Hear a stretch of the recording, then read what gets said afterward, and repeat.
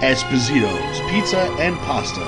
Check us out on one of our fine locations, 930 Route 34 in Matawan, New Jersey, or 233 East Main Street in Manasquan, New Jersey. From pizza and salads to pasta and buffalo wings, we have something to suit every member of your family. Whether you're seeking to take out, delivery, or just want to dine in, let us do the dishes. We would be more than happy to take care of your next meal. Our courteous and friendly restaurant staff is here to meet and exceed all your expectations. We promise an enjoyable experience each and every time we serve you.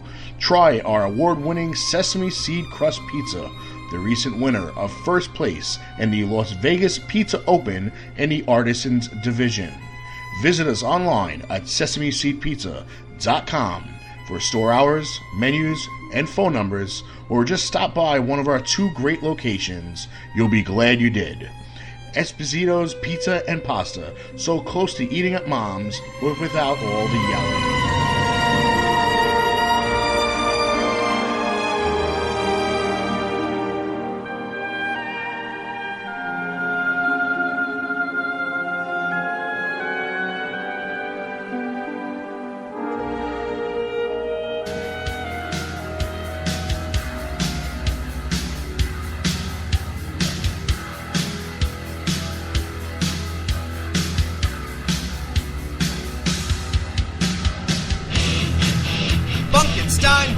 Superstore, selling wrestling memorabilia from all around the world, including WWE, TNA, Japan, Mexico, and the very best of the independents. They've got action figures, DVDs, autographed memorabilia, t-shirts, and more.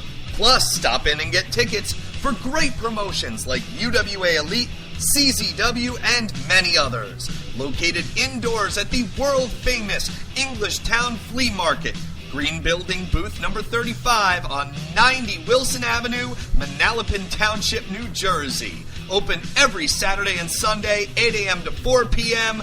Log on to Facebook.com/Funkenstein Inc. for more information.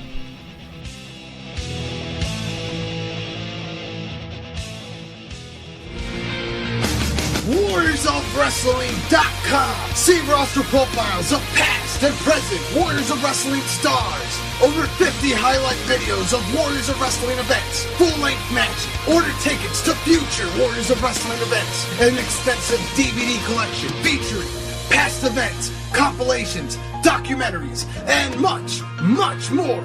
Only at WarriorsOfWrestling.com. Hello, this is the Intrepid Traveler, Paul London. Good journey, y'all. When you're ready to whip your rock out, do it with Coach Kev at Damage 365 Radio. The following announcement has been paid for by the New World Order. And we're back, ladies and gentlemen, and at this time we are joined by former indie superstar and former Shine champion, Bonnie Maxon. Welcome to the show, Bonnie. Thank you for having me. So we got a lot of questions for you. We definitely want to kind of know about your career and how it got started and how you decided you wanted to be a professional wrestler. So, what did this all happen? Well, when I was 17 years old, I was living on my own, and my cousin lived with me, and I told her she had to get a job. So she got a job, and her manager was a pro wrestler, and neither one of us knew that. And he said, so I'm a pro wrestler. Will you guys manage me this weekend? And she was like, no, that's stupid. And I said, yeah, that's like the coolest thing ever.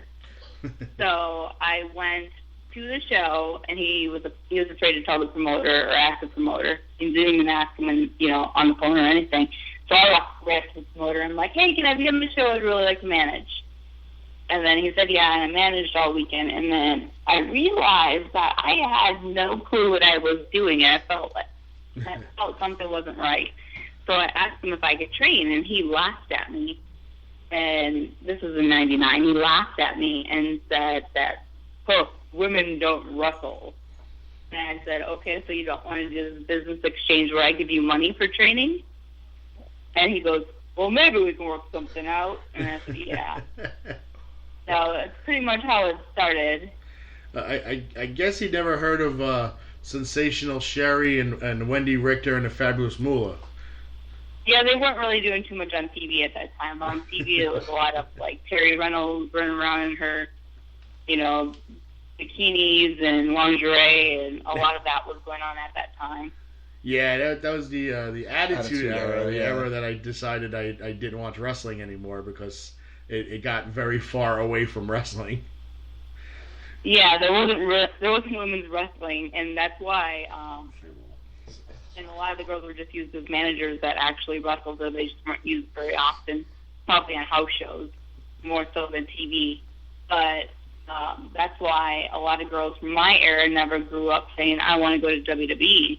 Mm-hmm. That's why they all grew up saying, I want to go to Japan. Like, well, at least the ones that really wanted to wrestle and cared about wrestling. And, yeah, that seems to be a big goal even still to this day, wrestling in Japan or wrestling in Mexico or in the UK. We've had a bunch of guests on this show that have done Japanese tours, and they said that it was just a major impact on their career and where they wanted to go. The training and just working with somebody who doesn't speak your language just really changes pretty much your flavor of wrestling. It takes what you know and changes it completely and makes you think outside the box, and that's when you really start getting better. Okay. Now, how did you get involved with like the companies like Shine and Shimmer and companies like that? Because I know that's kind of where you made your trademark, your stamp, and that's where everybody started to know who you were. Lacey and I had toured ourselves. We had taken it upon ourselves after we were trained to tour ourselves and pretty much do 2-3 shots a week. And on those shows, we met CM Punk, Colt Cabana, and Dave Prazak. And Dave Prazak labeled Lacey and I as the indie version of CM Punk and Colt Cabana because they traveled together and we traveled together. Mm-hmm. So we pretty much all started traveling together. Not Cabana necessarily as much. He traveled with a lot of other people, but a lot of the times we would follow Dave Prazak, Punk, Cabana in our own car because we had, further to go back than Chicago. So we would drive down to Chicago, and we would start driving to other shows. First we started MIW, which was in Wisconsin, and that's where we met Ian Rotten, and I asked Ian if we could be booked on a show.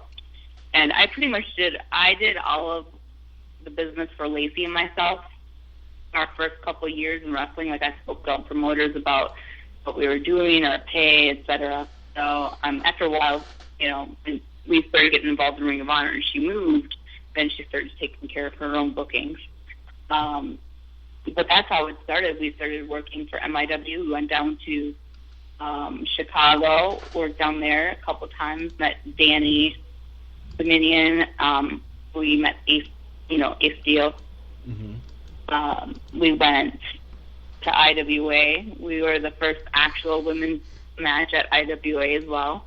And then from there, traveling with Dave Prazak, obviously Dave Prazak's promoter.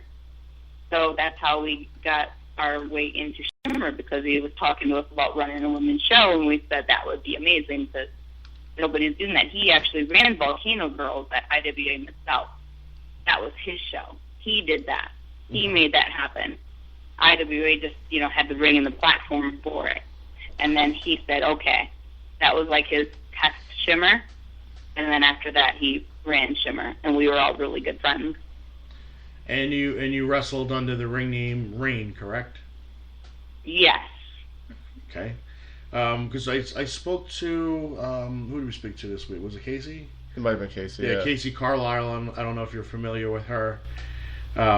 Regarding you, because we were at a convention and we were looking to see who we would love to bring to a convention for future shows, and we were talking about you, and she knew a lot about your career, and she was like, yeah, definitely, you haven't been in this area in a while, and I guess it's that you hung up your wrestling tights. You done?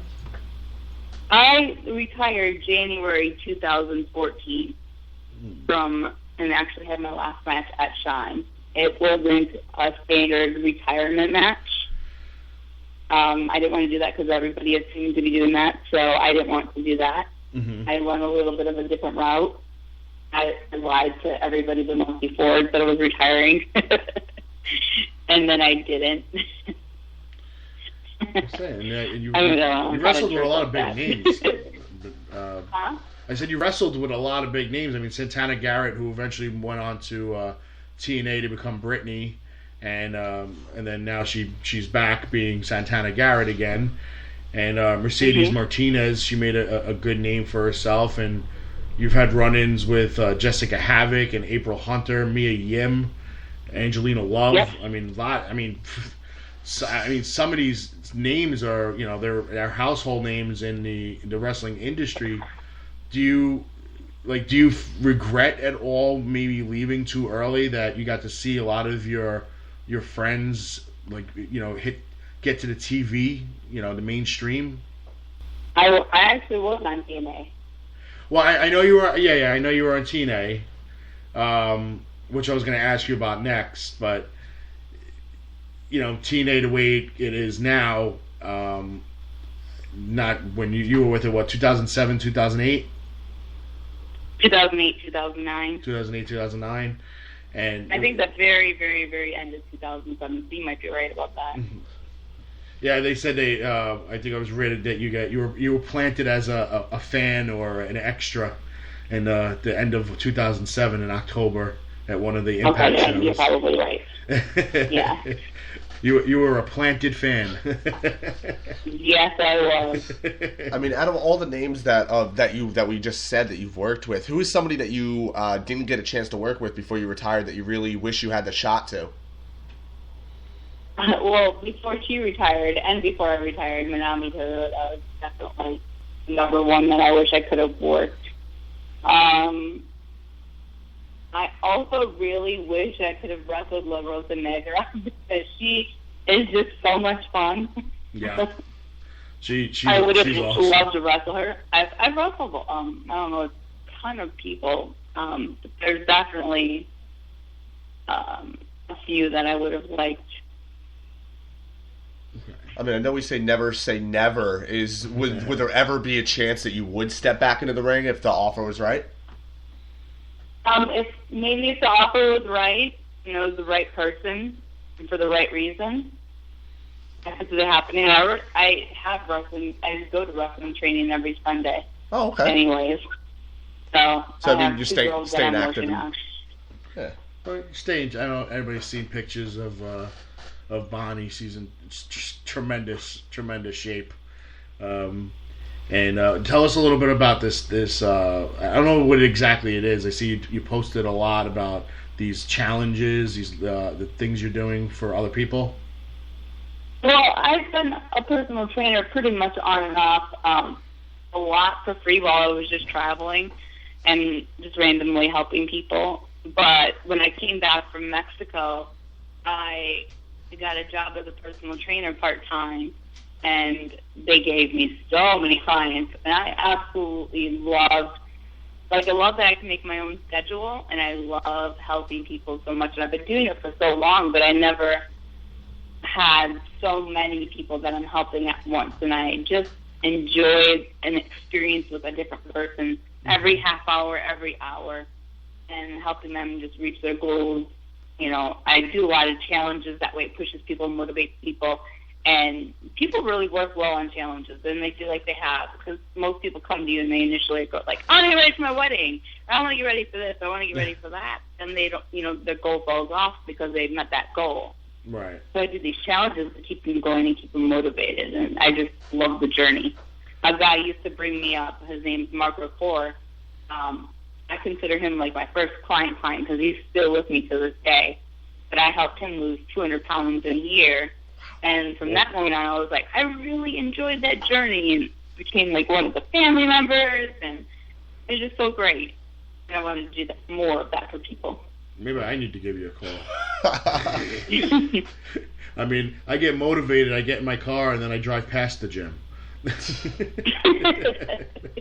Just stop once in a while. I try. I have all intentions. I really do. But somehow, like when I get in a car, I get distracted by like everything. Like a bird will go by and I'll make a left turn somewhere. I don't. Yeah, but if you get in and you get your pump on, you